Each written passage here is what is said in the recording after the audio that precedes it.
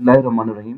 आज के लेक्चर में हमने डिस्कशन करनी है जो कि हमारा टेस्ट गुजरा है माइक्रोबायोलॉजी का।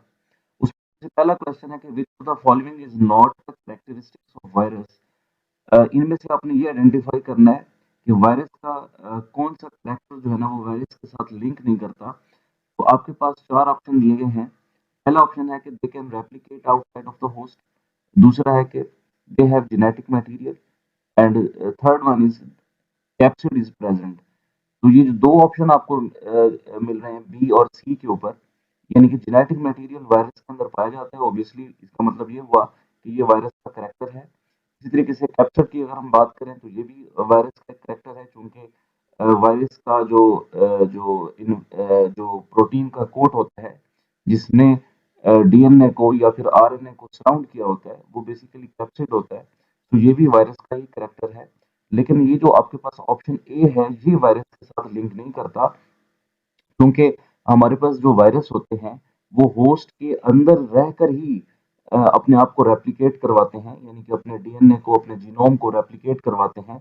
अदरवाइज उनकी रेप्लिकेशन जो है ना होस्ट के बाहर पॉसिबल नहीं है। तो ये हमारा ऑप्शन जो है ना वो दुरुस्त होगा। नेक्स्ट क्वेश्चन है the out most layer of virus. Virus की जो आउट मोस्ट लेयर है, अब इसमें आपके पास चार ऑप्शन दिए गए हैं। पहला आपके पास इन्वेलप है, दूसरा कैप्सिड है, तीसरा जीनोम है। अब याद रखिएगा जब भी आप एमसीक्यूज करने बैठे किसी भी एग्जाम्स के अंदर, सबसे पहले तो आपने स्टेटमेंट को ठीक तरीके से अंडरस्टैंड करना है। अंडरस्टैंड करने के बाद आपने ना चारों ऑप्शन को इस स्टेटमेंट के साथ को रिलेट करना है। और जहां आप समझते होंगे जो ऑप्शन टोटली इररेलेवेंट है आपकी स्टेटमेंट से, उसको फौरन जो है ना आप ओमिट कर दें, फौरन उसको जो है ना आप साइड अवे कर दें। अब आपके जो डिसीजन होगा वो बाकी ऑप्शन के ऊपर होगा। अब यहाँ देखिए the outer most layer of virus is called. अब इसमें हमारे पास नन वाला ऑप्शन भी ओमिट कर सकते हैं, हम जीनोम को भी हम बिल्कुल जो है ना साइड पे कर सकते हैं। अब हमने जो डिसीजन लेना है वो इन दो ऑप्शन के दरमियान लेना है, और ये दोनों ऑप्शन जो है ना वो वेरी क्लोज हैं। अब इसमें outer most layer of virus is called envelope. Envelope भी जवाब हो सकता है और कैप्सिड भी हो सकता है, लेकिन इसमें हमने ये देखना है कि जो हमारे पास इसका हमारे पास आंसर है इन्वेलप।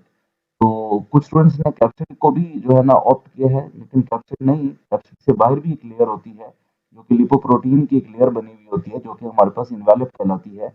और आउटर मोस्ट जो लेयर ऑफ वायरस होगी वो आपके पास क्या होगी, इन्वेलप होगी। इसी तरीके से आपके पास नेक्स्ट क्वेश्चन है what is the primary target of antiviral drugs. ये हमारे पास जो एंटीवायरल ड्रग्स होती हैं इनका जो प्राइमरी टारगेट है वो क्या होता है। अब इसमें आपके पास ऑप्शन है वायरल इन्वेलप, दूसरा है वायरल कैप्सिड, और तीसरा है आपके पास बोथ, और आखिरी आपके पास ऑप्शन है नन। तो बेसिकली जो एंटीवायरल ड्रग्स होती हैं ये वायरस की जो बायोसिंथेटिक मशीनरी, यानी कि यू कैन से दैट कि जो उसका जीनोमिक मटेरियल है उसके ऊपर जाकर अटैक करती है, यानी कि उसका डीएनए है तो डीएनए के ऊपर अटैक करेंगे, आरएनए है तो आरएनए के ऊपर। यानी कि जो न्यूक्लिक एसिड है, एंटीवायरल ड्रग्स का जो प्राइमरी टारगेट होता है वो न्यूक्लिक एसिड होता है। सो इन चारों में आपको न्यूक्लिक एसिड का ऑप्शन नहीं मिल रहा। इट मीन्स कि आपके पास जो दुरुस्त ऑप्शन होगा वो आपके पास नन होगा। नेक्स्ट ये है कि chromosomes make major portion of genome in virus, bacteria, both and none. तो इसका जवाब आपके पास बैक्टीरिया है, क्योंकि वायरस के अंदर क्रोमोसोम एग्जिस्ट नहीं करता।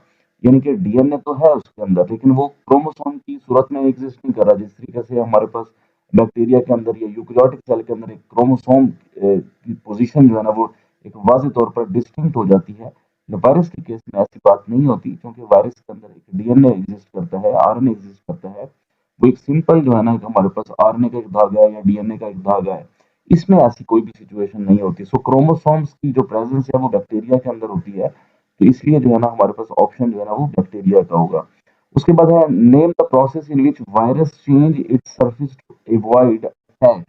आप वो प्रोसेस बताएं जिसमें जो वायरस है वो जो अटैक को अवॉइड करते हैं, यानी कि अपने आप को सेफ करते हैं। तो उसमें आपके पास चार ऑप्शन दिए गए हैं, वायरल रिकॉम्बिनेशन, वायरल शेडिंग, और तीसरा है आपके पास एंटीजेनिक ड्रिफ्ट। तो इसका जो राइट ऑप्शन है वो आपके पास है एंटीजेनिक ड्रिफ्ट। एंटीजेनिक ड्रिफ्ट में क्या होता है, इसमें बेसिकली ये होता है कि जो वायरस है उसके ऊपर जो प्रोटीन की कवरिंग है, वो प्रोटीन की कवरिंग में स्पेशल किस्म की चेंजेस लेकर आते हैं।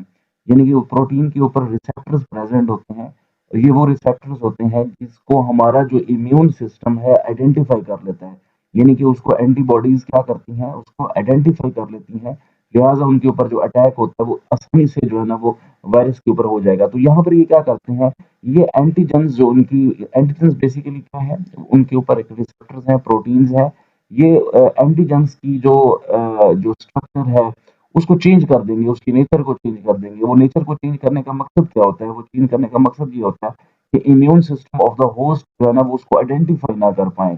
तो उस चेंज को हम क्या कहते हैं, एंटीजेनिक ड्रिफ्ट। सो इसका जो हमारे पास करेक्ट ऑप्शन होगा वो एंटीजेनिक ड्रिफ्ट होगा, कि वायरस क्या करते हैं, ये अपना म्यूटेशन डेवलप करवाते हैं, चेंजेस लेकर आते हैं, और जब वो चेंजेस होती हैं उसका जो उसकी जो एक्सप्रेशन है, उसकी एक्सप्रेशन जो है ना प्रोटीन की जो नेचर है उसको तब्दील कर देती है, जिससे जो है ना इम्यून सिस्टम की जो आइडेंटिफिकेशन है उससे ये जो है ना खुद को महफूज बना लेते हैं। सो ये जो है ना आपके पास antigenic drift is the correct option. Next है, which of the following is an example of DNA virus. तो डीएनए वायरस की एग्जांपल जो है ना वो आपने बतानी है। उसमें इबोला वायरस है, रेबीज वायरस है, बोथ है, नन है। तो ये आपके पास नन है क्योंकि ये दोनों आरएनए वायरस हैं। इसके अलावा fungi are always parasitic. Fungi obviously parasitic भी है, सेप्रोफाइटिक भी होती है, ऑटोट्रोफिक, हेटरोट्रोफिक। अब इसमें जो है ना हमने ये देखना है कि जो मोस्ट सूटेबल ऑप्शन है वो हमारे पास हेटरोट्रोफिक आ रहा है, कि जो फंगस होते हैं ये अपनी खुराक खुद तैयार नहीं कर सकते। तो उसमें ये फिर दोनों चीजें आ जाएंगी, पैरासाइटिक भी आ जाएगी, सेप्रोफाइटिक भी आ जाएगी। ये तो टोटली इररेलेवेंट ऑप्शन है हमारे पास, ऑटोट्रॉफिक। तो इसमें करेक्ट ऑप्शन हमारे पास क्या होगा, हेटरोट्रॉफिक होगा। उसके बाद है the aseptate mycelium is found in. Aseptate mycelium, dear students, मैंने अपने लेक्चर में भी बताया था कि ये लोअर फंगी जितने भी हैं उनके अंदर जो है ना एसेप्टेट माइसीलियम जो है ना वो एग्जिस्ट करता है। जिसमें क्रॉस वॉल्स एग्जिस्ट नहीं करती, वो एसेप्टेट कहलाता है। उसके बाद which group of fungi lack sexual reproduction. Sexual reproduction जो है ना वो डिटिरोमाइकोटा के अंदर एग्जिस्ट नहीं करती। उसके बाद sclerotia is the feature of fungus. ये फंगस का एक फीचर है। Who discovered tobacco mosaic virus. Tobacco mosaic virus किसने जो है ना डिस्कवर किया, तो वो वोंस्की ने जो है ना इसको डिस्कवर किया। नेक्स्ट क्वेश्चन है कि who isolated plant virus first. Plant virus वो एमोन्स्की ने, एमोन्स्की ने ही जो है ना टोबैको के ऊपर वर्क किया, और टोबैको से ही जो है ना इसको एक्सट्रैक्ट किया। तो प्लांट वायरस जो है ना वो वेरी फर्स्ट आइसोलेट करने वाले वो एमोन्स्की थे। उसके बाद double stranded DNA is found. Double stranded DNA जो है ना वो हर्पीज वायरस के अंदर पाया जाता है, और टीएमवी में नहीं, रियो वायरस के अंदर भी नहीं। रियो वायरस के अंदर जो है ना डबल स्ट्रैंडेड जीनोम पाए जाते हैं, मगर वो डीएनए नहीं है, वो आपके पास क्या है, आरएनए। तो करेक्ट ऑप्शन आपके पास क्या होगा, वो आपके पास हर्पीज वायरस होगा। रियो वायरस में क्या है आपके पास, डबल स्टैंडर्ड आरएनए, यानी कि इसमें है तो आरएनए, बट वो हमारे पास क्या है, वो डबल स्टैंडर्ड आरएनए। ऑब्वियसली हमारे पास जो नॉर्मल आरएनए होते हैं वो हमारे पास सिंगल स्टैंडर्ड होते हैं, बट रियो वायरस की जो है ना ये एक बड़ी जबरदस्त एक फीचर है कि इसका जो आरएनए होता है वो डबल स्टैंडर्ड होता है। Next in viral cell where does transcription take place. भाई इसमें ट्रांसक्रिप्शन ट्रांसक्रिप्शन का प्रोसेस जो है ना वो होता ही नहीं है। सो ये आपके पास नन, ये यूकैरियोटिक कैरेक्टर्स होते हैं। उसके बाद protein infectious particle is known as prion, उसको कहते हैं।